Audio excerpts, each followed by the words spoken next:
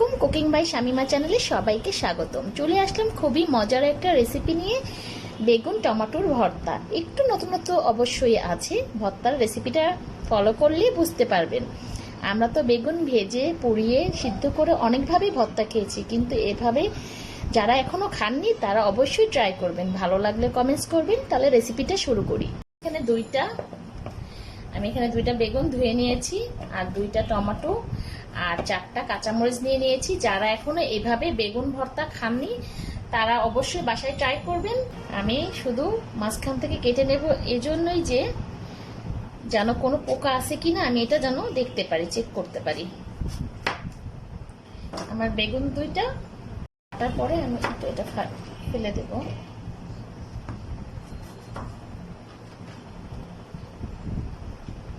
এখানে আমি 4টা বেগুন এভাবে কেটে নিয়েছি, মাঝখান থেকে 2 টুকরা করে নিয়েছি, শুধু চেক করার জন্য আমি করে নিয়েছি।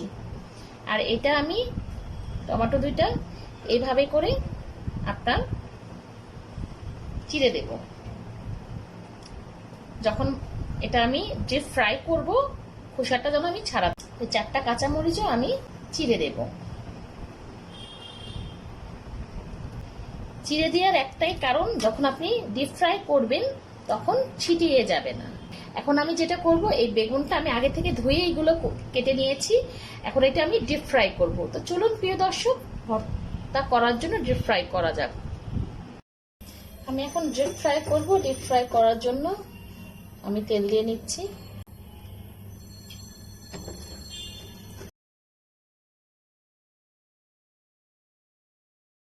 আমি ডিপ ফ্রাই করে নিচ্ছি। এই ভর্তাটা আপনারা রেগুলার খাবেন না, হঠাৎ মাঝে সাঝে একদিন খাবেন, খেয়ে দেখবেন খুবই ইয়ামি। আমি এখানে 2টা বেগুন নিয়েছি, মাঝখান থেকে কেটে নিয়েছি এটা চেক করার জন্য, আর 2টা টমেটো নিয়েছি, এটা আমি ডিপ ফ্রাই করব। এই ভর্তাটা যারা এখনো খাননি তারা অবশ্যই বাসায় আমার রেসিপি দেখে ট্রাই করবেন, আর ভালো লাগলে আমাকে অবশ্যই কমেন্টস করতে ভুলবেন না।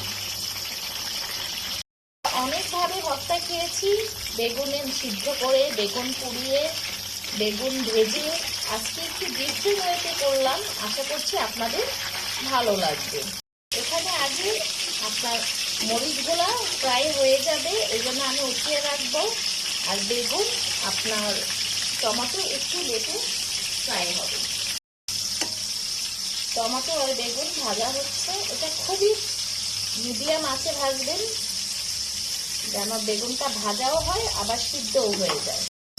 বেগুনটা সুন্দর ভাজা হয়ে গিয়েছে, একটু আমি উঠিয়ে দিচ্ছি। এটা টমেটোটাও হয়ে গিয়েছে, এটা কিছুক্ষণ এটা উঠিয়ে ফেলবো। বেগুন ভাজা হয়ে গিয়েছে, এখন আমি উঠিয়ে ফেলছি একটা একটা করে।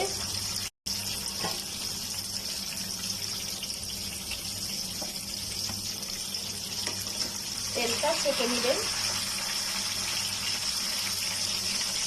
যতটুকু সম্ভব হয় তেলটা ছেঁকে নিতে হবে।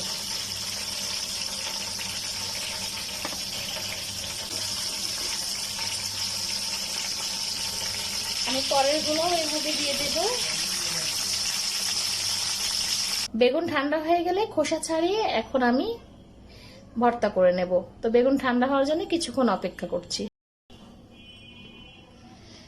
এখন বেগুনটা ঠান্ডা হয়ে গিয়েছে, আমি একটু ছাড়িয়ে নেব খোসাটা,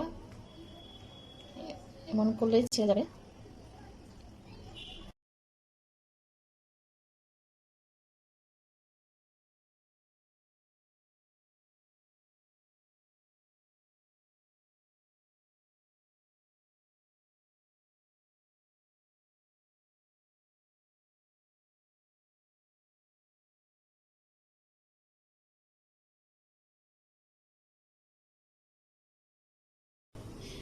আমি চাকু দিয়ে ডান্ডিগুলো সব কেটে নিয়েছি।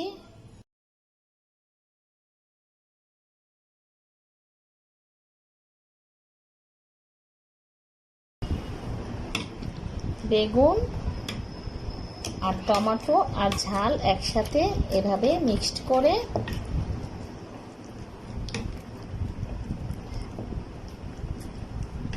তারপর সবকিছু একসাথে দেব। সুন্দর করে মিক্সড করে নিলাম। এখন আমি এতে পরিমাণ মতো লবণ দেব, পেঁয়াজ কিমা দেব, ধনিয়া 2 টেবিল চামচ, পেঁয়াজ 2 টেবিল চামচ, আর তেল, সরষের তেল দেব। আর এখানে আমি আপনার চিলি ফ্লেক্স, আপনারা যতটুকু ঝাল খান ওই বুঝে দিবেন, যেহেতু কাঁচামরিচ দিয়েছি। সুন্দর করে একসাথে মিক্সড করে